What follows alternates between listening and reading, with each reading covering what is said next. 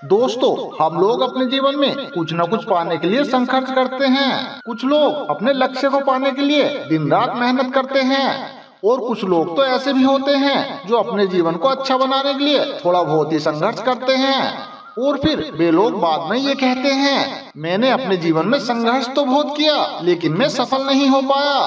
दोस्तों, आज की कहानी इसी बात पर आधारित है। आज की ये कहानी बहुत ही ज्ञानवर्धक और प्रेरणादायक है। अगर आप हमारे इस चैनल पर पहली बार आए हैं तो इस चैनल को सब्सक्राइब कर लीजिए।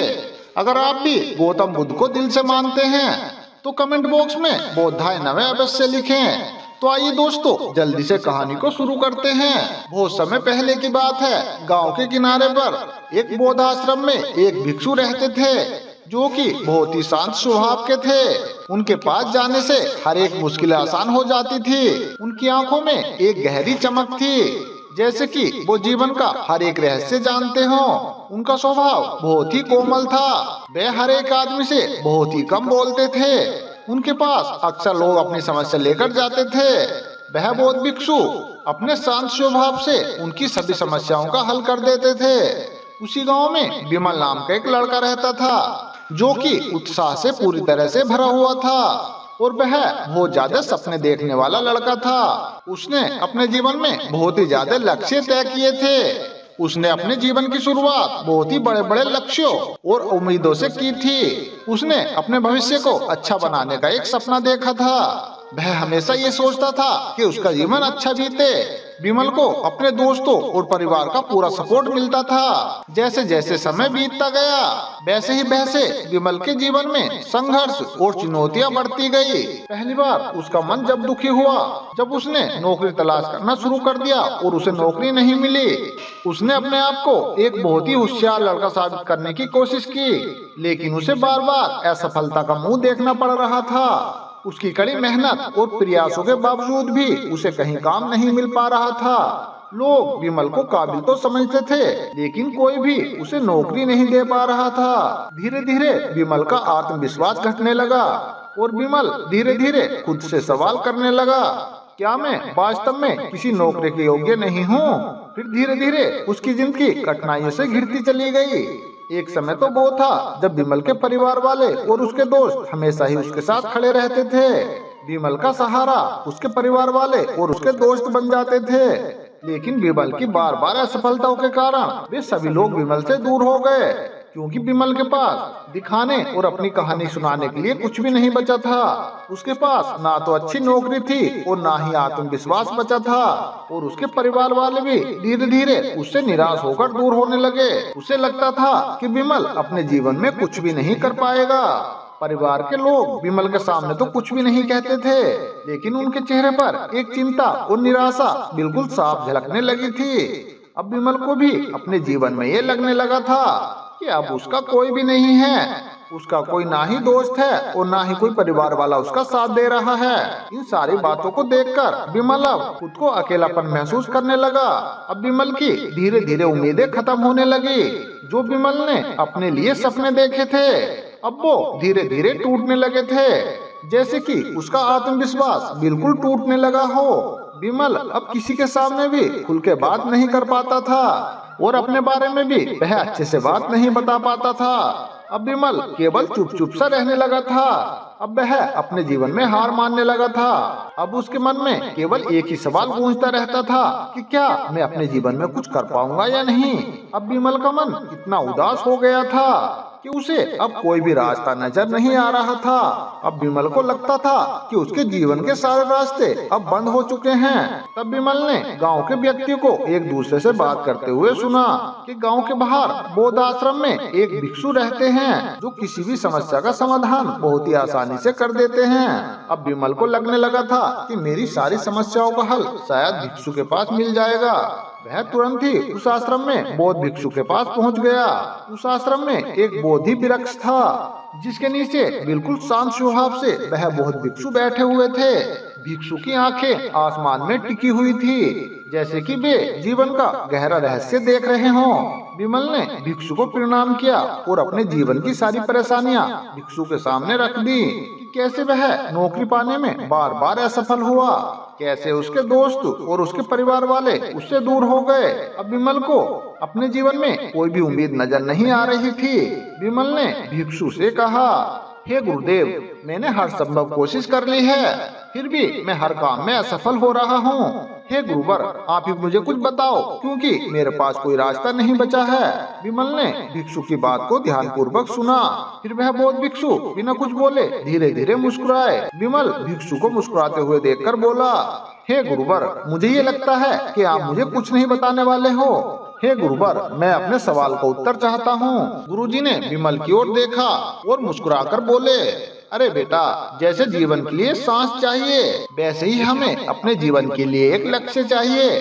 विमल को भिक्षु की बात कुछ भी समझ में नहीं आ रही थी। फिर विमल ने कहा, हे गुरुवर, आखिर इसका क्या मतलब है? इस बात को मैं समझ नहीं पा रहा हूँ।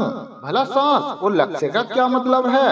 फिर भिक्षु ने धीमे स्वर में कहा, कल सुबह तुम सूरज उगने से पहले नदी के किनारे मिलो। विमल को यह जवाब समझ में नहीं आया और वह ये सोचने लगा कि गुरुवर ने नदी के किनारे मिलने मुझे क्यों बुलाया है। अगले दिन विमल सुबह सुबह नदी के किनारे पहुंच गया, जहां बौद्ध भिक्षु नदी के किनारे पहले से ही खड़े हुए थे। विमल ने गुरुवर के चेहरे को देखा तो उनके चेहरे पर एक शांत मुस्कान थी। भिक्षु ने बिना कुछ कहे नदी की ओर चलना शुरू कर दिया। विमल ने भी भिक्षु से कुछ नहीं पूछा और वह उनके पीछे पीछे चलने लगा। विमल और भिक्षु दोनों धीरे धीरे नदी की गहराई में बढ़ते चले गए। जब पानी गले तक पहुंच गया, तभी भिक्षु ने अचानक विमल को कंधे से पकड़ा और गहरे पानी में डुबो दिया। अब विमल को कुछ भी समझ में नहीं आ रहा था। विमल पानी के अंदर झटपटा रहा था। अब विमल की सांस थमने लगी थी और वह पूरे तरीके से पानी से बाहर आने की कोशिश कर रहा था। भिक्षु ने विमल को और पानी की गहराई में डुबो दिया। जब विमल लगभग बेहोश होने की स्थिति में पहुंचने वाला था, तभी भिक्षु ने विमल को पानी से बाहर लाकर रख दिया।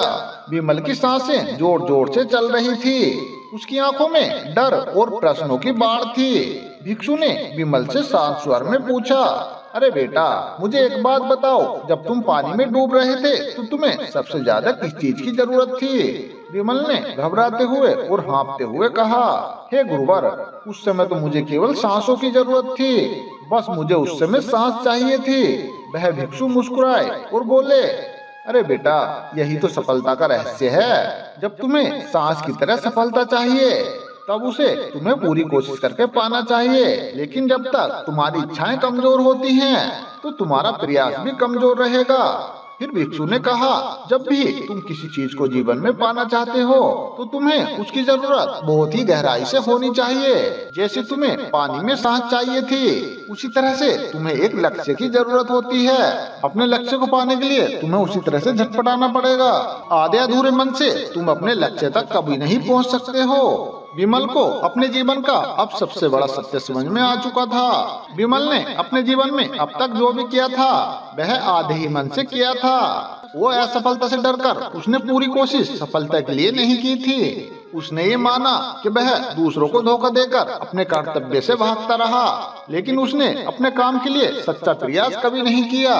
उसने हमेशा असफलता से घबराकर प्रयास अपने आधे मन से किया था, तभी वह अपने लक्ष्य तक नहीं पहुंच पाया।